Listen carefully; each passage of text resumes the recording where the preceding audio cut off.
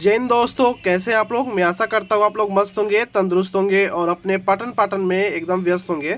आज हम बात करेंगे रेलवे सेक्शन कंट्रोलर 2026 को लेकर, जिसका पेपर 11 और 12 फरवरी को कंडक्ट कराया गया था।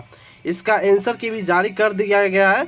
अब बच्चे के मन में एक ही डाउट है, क्या इस बार सेफ स्कोर रहने वाला है, जोन वाइज क्या रहने वाला है, कौन सा हार्ड शिफ्ट रहा था, कौन सा इजी शिफ्ट रहा है, किस शिफ्ट में कितना नॉर्मलाइजेशन देखने को मिलेगा, क्या कट ऑफ रहने वाली है, क्या मैं अभी से सीबीएटी का यानी कि साइको का तैयारी करूं या ना करूं, या मुझे किसी और एग्जाम में शिफ्ट कर जाना चाहिए। सारा डाउट आपको इस वीडियो में हम क्लियर करने वाले हैं, तो वीडियो को शुरू से अंत तक जरूर देखिएगा, स्टेप बाय स्टेप समझने की कोशिश कीजिएगा।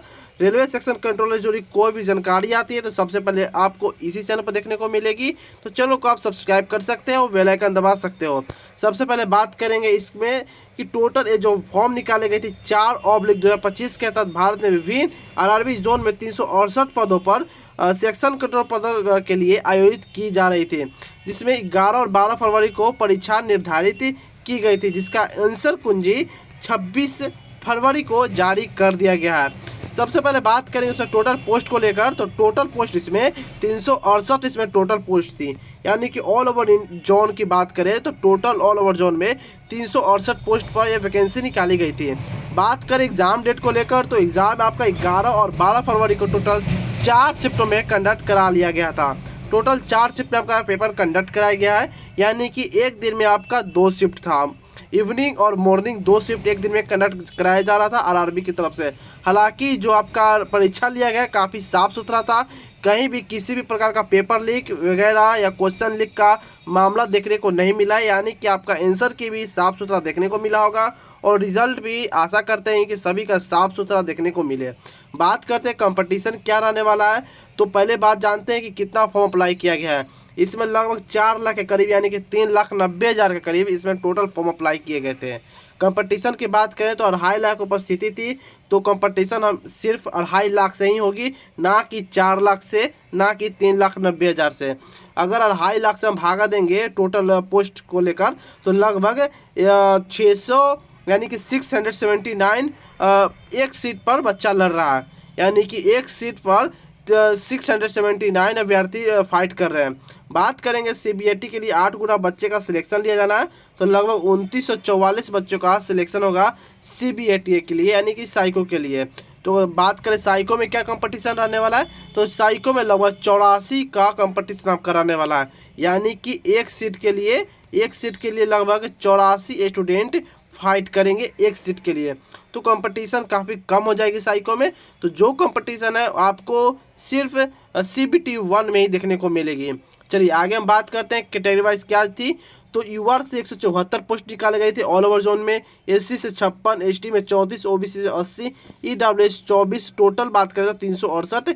एक सर्विसमैन की 36, PWD अलग से 2 पोस्ट अलग से निकाली गई थी जो रिजर्व कोटा की थी। बात करते हैं अगर जोन वाइज क्या थी, तो जोन वाइज भी आप देख सकते हो। जैसे कि अजमेर की बात करेंगे तो अजमेर में टोटल 15 पोस्ट निकाली गई थी, जिसमें यूआर का 7, SC का 1, ST का 1, OBC 5, EWS टोटल 15 पोस्ट निकाली गई थी। वहीं बात करेंगे हम बेंगलुरु की, तो इसमें भी आपको 24 पोस्ट निकाली गई थी। तो यहाँ सारा आप देख सकते हैं जोन वाइज और आरआरबी वाइज क्या पोस्ट आपकी थी और कितने कैटेगरी में क्या पोस्ट थी, अब सारा कुछ यहाँ डिटेल में देख सकते हैं वीडियो पॉज करके। बात करते आगे एग्जाम लेवल और गुड अटेम्प्ट की हम बात करेंगे। तो एग्जाम लेवल की बात करें तो अगर मैथ में 60 क्वेश्चन थे जो कि मॉडरेट टू हार्ड आपसे पूछे गए थे। बाकी सभी का अलग अलग हो सकता है, किन्हीं को मैथ इजी था तो किन्हीं को मैथ हार्ड लगता है, तो सभी का ओपिनियन अलग अलग इसमें हो सकता है। लॉजिकल कैपेबिलिटी की बात करें तो 20 क्वेश्चन थे जो कि मॉडरेट। मेंटल रीजनिंग की बात करें तो 20 क्वेश्चन थे, वे मॉडरेट पूछे गई थी। टोटल क्वेश्चन 100 क्वेश्चन थे जो कि 100 मार्क्स के, यानी कि एक क्वेश्चन पर आपका 1 मार्क्स निर्धारित की गई थी। अब बात करते हैं क्या इसमें मेरा गुड अटेम्प्ट क्या रहने वाला है, क्योंकि गुड अटेम्प्ट जो इस आंसर के आने के बाद सभी का गुड अटेम्प्ट में काफ़ी बदलाव आई। सभी जितना बोल रहे थे कि मेरा 80 प्रश्न सही हो पा रहा है, मेरा 85 प्रश्न सही हो पा रहा है, सभी के मार्क्स में घटाव देखने को मिला इसमें।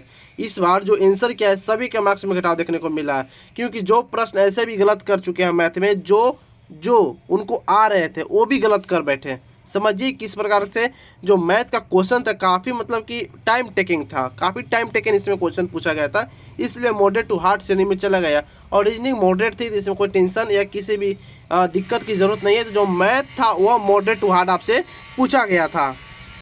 अगर आप बात करें गुड अटेम्प्ट को लेकर के, गुड अटेम्प्ट क्या रहने वाला है, तो 60 क्वेश्चन में से अगर आप 50 या 45 क्वेश्चन सही कर पा रहे हो तो आप ठीक ठाक हो, आपको टेंशन लेने की ज़रूरत नहीं है, आप साइको की तैयारी कर सकते हो।